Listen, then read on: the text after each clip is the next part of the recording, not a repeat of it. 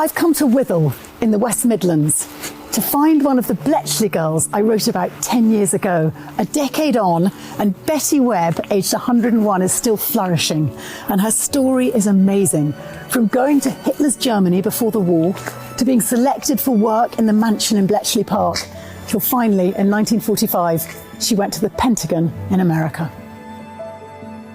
Before most people, you have an inside track of what's going on in Germany, don't you? Because as a pen friend, a teenage girl, you go over on an exchange to Germany in 1937. That's right. What did you see? What was it like at the time? I was in Germany for about 3 months, living with a German family, and there were two daughters, and I went to school with them. And what's your memory of that time? Well, it's fairly clear and fairly pleasant.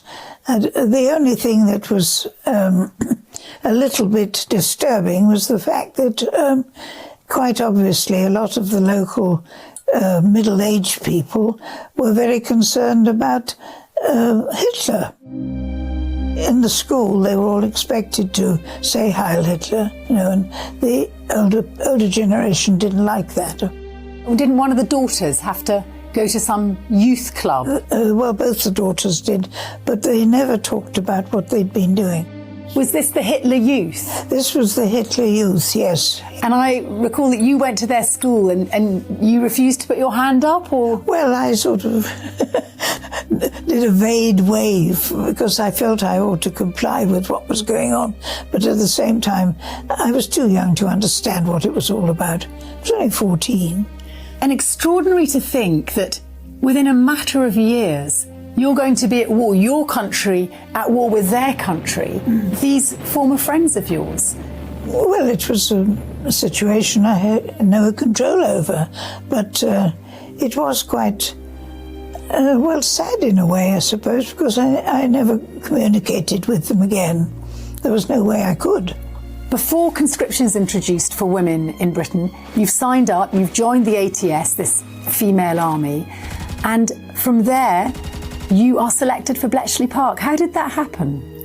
After basic training, we were asked what we would like to do. I just put in my notes that I spoke German, and I think that was what prompted the powers that be to send me to an interview in London, which was in German, actually. And at the end of the day, the major in the intelligence corps, I think he was, he said, "Here you are, get yourself to Bletchley." He gave me a rail wand. And tell me about that now very famous mansion, working in it in your late teens. Did you have any idea of the importance of what you were doing in the organisation? No, absolutely not, because we were all obliged to sign the Official Secrets Act.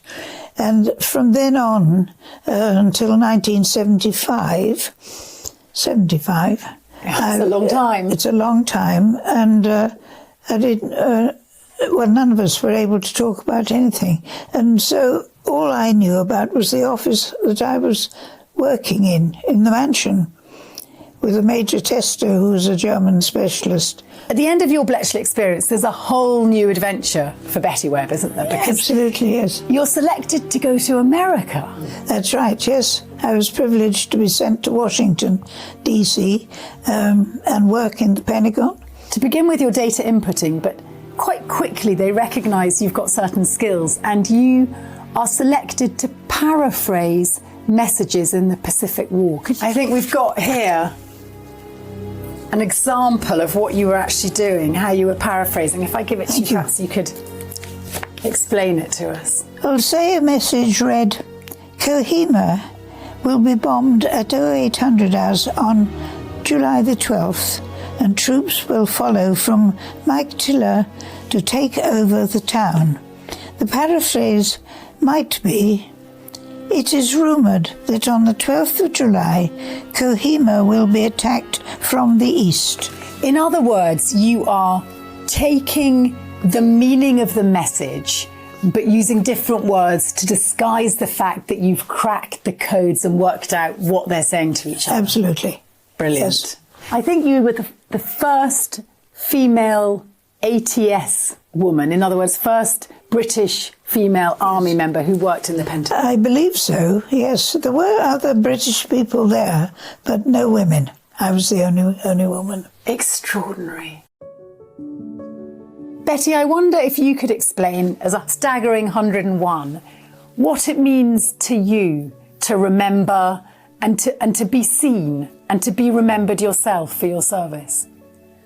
Well, I'm just beginning to realise that it was a tremendous honour and something I'm proud of. There were many years when I never gave it a second thought, funnily enough. But now, especially this last year or two, I've been made much more aware of the fact that I made a small part in it, took a small part in it. You've had the most remarkable life, Betty. You've been awarded a Légion d'honneur and you've been given an MBE and you're 101, if we're allowed to say that, and you went to the coronation. Have I missed anything out? Well, looking back over my life, I think I've been extremely privileged. And we should mention, you have written not one but two books. This is your second book, isn't it? It is, yes. Amazing. No more secrets. People will be longing to know, what is your secret? How are you so extraordinarily well at 101 and so vital, so on it? Well, that's very kind. I don't really know, except many members of my family have lived to be over 100. It's just fortunate that I'm in a family that does live a long, good life. Yeah, I don't believe it's only fortunate. I also happen to think you make your own luck. And I've got to say, you've also been the most remarkable friend. Thank you.